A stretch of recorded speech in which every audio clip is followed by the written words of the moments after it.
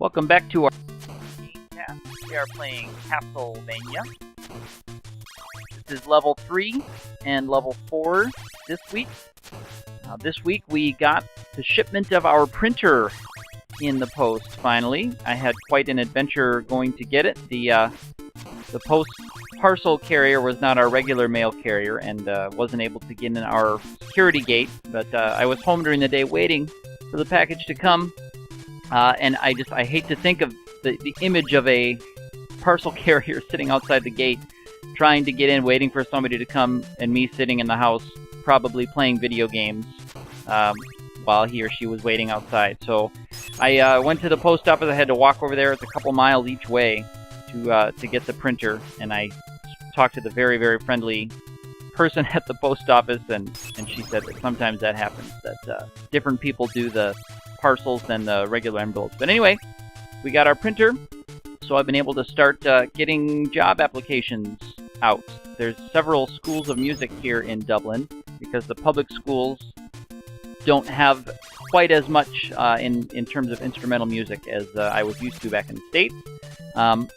So a lot of parents go to these private institutions that offer lessons and music for young kids, lessons in music theory and instruments, and also things like kinder music and ORF and other developmental programs like that. This part is rather neat right here in this level. If you just burn right through it, you just go right to the top. And I discover a secret right here actually during the making of this episode. I crouched right there waiting for the clock to go away, and I got a secret bonus. I had never found that before this playthrough. This is a little bit tricky up here. Castlevania has the famous get hit and you get knocked back, and anytime you're around these pits, you can run into some big trouble getting knocked back into the pits. This skull pillar especially can give you a lot of trouble. So I printed out my CV, and I've got them ready to send out to these music schools. The disadvantage is that it being August right now, many places are closed up for the holiday. Of course, they run the same time the schools run, so most of their terms haven't started yet, so I haven't been able to make contact with very many of them yet, but I've got CVs printed off to be delivered when I can get in touch with them, probably when the school year gets started. I went down fishing to Dunleary today. First time fishing in the sea here, and my equipment and bait was pretty pathetic compared to some of the people I saw down there. But again, just like every time I go fishing, I ran into a very friendly soul who was more than happy to give up information about what kinds of baits and what kinds of things to use and what kinds of fish I will find down there. And I'm always amazed by how friendly people are. The fishermen especially, it seems. This is the mummy boss. Again, with the holy water, it's no problem. The holy water just freezes them. I've got my triple shot holy water, and you just blast right through. Both of them dead, and on we go onto the next level. I also started my first home brew here in Ireland. I remember talking about home brewing and wondering what I'd be able to do in my Castlevania 3 playthrough from before. Here's that irritating sound of the hearts. I did get a 1-up though at 130,000. Whew! So you can see on the map screen, we've gone across, and now we are going to fall down the tower into the dungeons. This is probably my least favorite level in the game. Took me a couple of tries to get one that I was happy with presenting to the internet world at large. And when something is too bad even for the internet, you know it's bad. So I got some apple cider going. I bought 4 liters of cheap apple juice from the Tesco, and I did try one with some bread yeast that turned out pretty gross, but you know, it was okay. That was just a placeholder. I did order some turbo yeast, which is not quite what I would be my #1 choice for making cider.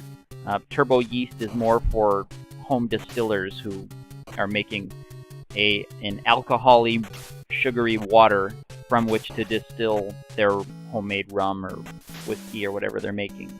But this should be okay, and it is fermenting away like crazy, so it should be done quickly. I hope there aren't too many off flavors that shouldn't be there in the cider. This is a tricky part, but it should look pretty familiar. If you watch the Castlevania 3 playthrough, this very same mechanic is used. The harpies come by and drop the flea men.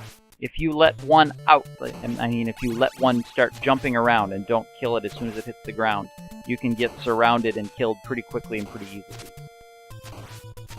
That one got one jump over me and I got him.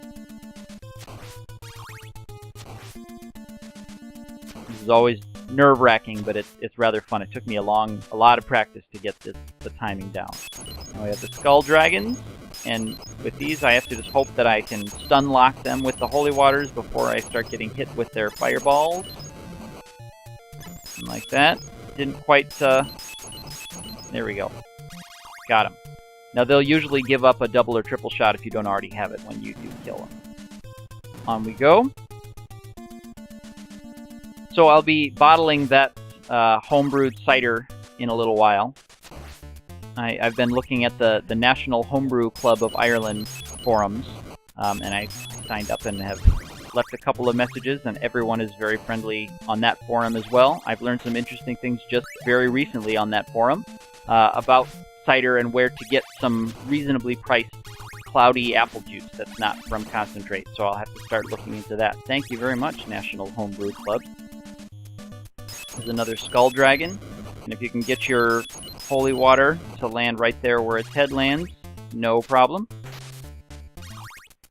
There's a big heart there, but I don't really need hearts too badly at this point.